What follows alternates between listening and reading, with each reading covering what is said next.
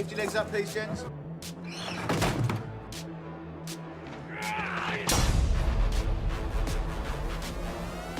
Cuando digamos acción, todos vendréis corriendo hacia acá.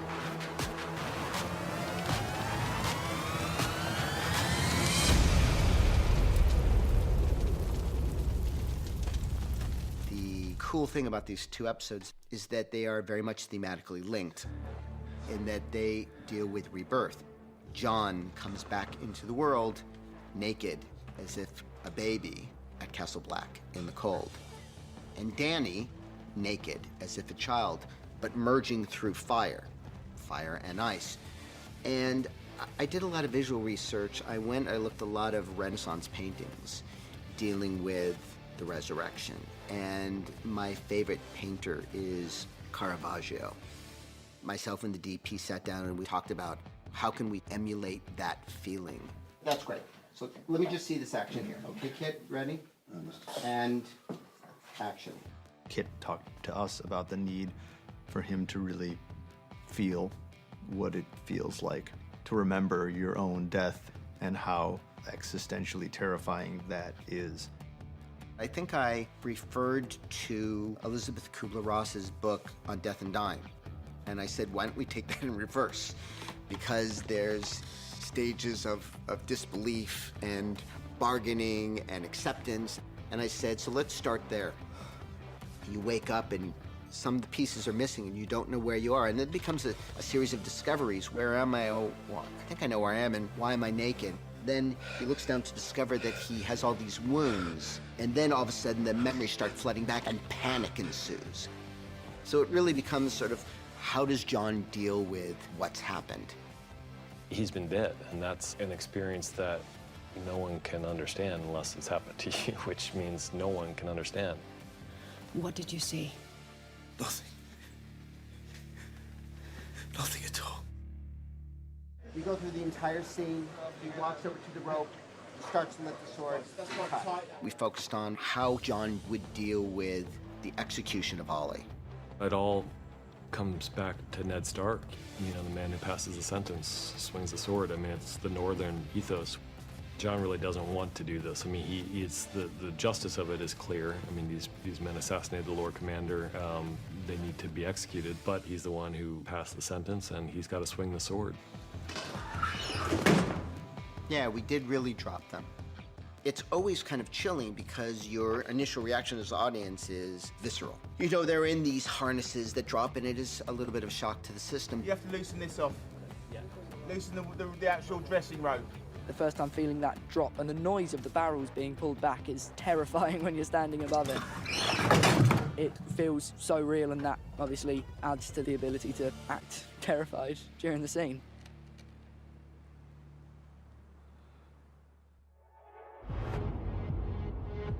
Zafra Tower, which is in Guadalajara, Spain, it feels magical. It almost looks surreal. I want everybody to know that it's real and that visual effects didn't do anything to it. I remember sitting there on set reading on the history of this building, the way it was built against the Moors, and then the Moors took it, and then it was used in Spaniards fighting Spaniards, and all this brutal and bloody Thronesy history that was taking place right on the spot we were standing. Fights like the fight we were watching were happening probably where we were shooting this very fight. Certainly they've done a lot of sword fights in this series. The question was, how would I make it different? I stumbled upon a Sergio Leone movie called Once Upon a Time in the West. And it's all about creating tension through anticipation of what's to come. And I thought, that's the key to this. You would see this tower and horses on a plain, and then you would start to hear the sound of a stone on a blade of a broadsword. It would sort of sync in rhythms with the horse's hooves, and then you would see these powerful horse's hooves. And then you would cut to a gleaming knight's helmet. And little by little, tease the audience into a sense that a mythic event is about to happen. And now it begins. Now it ends. David and Dan wanted the flashiest swordsman in the whole of the Game of Thrones world. Sir Arthur Dane is a legendary member of the Kingsguard under the Mad King, and reputed by many to be the greatest sword fighter in the history of the Seven Kingdoms. He has two swords. He's got his own traditional sword, and he's also got the Dawn, which is basically his pride and joy, which is this sort of white blade. It was really tricky to choreograph and execute and film a very complicated sword fight and make all of the cuts and all of the parries and all the defenses and all of the kills look real and convincing while being flashed.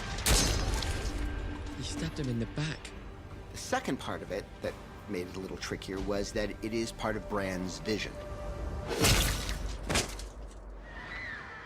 How does a boy having a dream, how does he interact in a landscape that he's not really meant to be there? Father!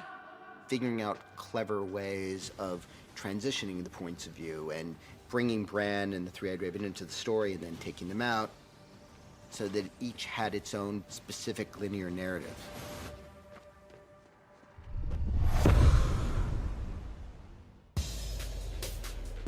All of Danny's story, the vast majority of it was shot in the exterior world in Almeria, out in Spain.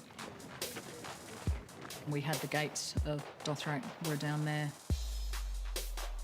The exterior of the village, as well as the exterior of the temple. And then we built the interior of it back here in the car park in Belfast.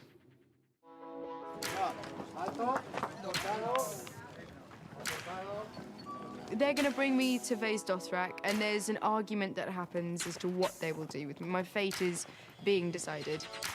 What happens is you sit down with these previs artists and you kind of pitch your vision for the sequence. And you present them with storyboards. You say, okay, well, we're going to burn the temple down from this angle, and I sort of want it to look like this and this. And then what's determined is how you approach that from standpoint, because the building's on fire, right? You can only put people in a certain proximity to that. So you have to shoot those as separate elements. So you bring green screens in and green screens out. It ends up being so many different elements that you have to sort of keep your fingers crossed that what you end up with will be what you had envisioned in the prep process. And I'm starting at this one. Yes, please. Yeah, sure. One of the big things that Dan Sackheim was really concerned about when he came to shoot the interior was how is it that this quite small girl is able to set this whole building on fire while she has 21 men around her. Ieri vosseci. Ieri vedrivo. So the notion I came up with was to topple these braziers to create an impenetrable line. And then the matting would catch light, and then that would, travel up the walls, and then that would get to the roof. Until she's sealed the temple and they can't get out. She's sort of trapping them all in this fiery tomb. The interior burning was scary, genuinely frightening, where I was like, oh, I'm not fireproof, whoops. I forgot about that one. When you light for fire, you need a lot of light to balance with the firelight. For the exterior, the way I approached it, I had the moonlight, ambient light, a little bit higher than I would usually. What I wanted to do is have this building that had lots of combustible stuff on it, so when it burnt for real. I wanted to use this certain approach, which is like a liquid propane. Very explosive, very difficult, but incredibly aggressive, and looks beautiful when it's burning.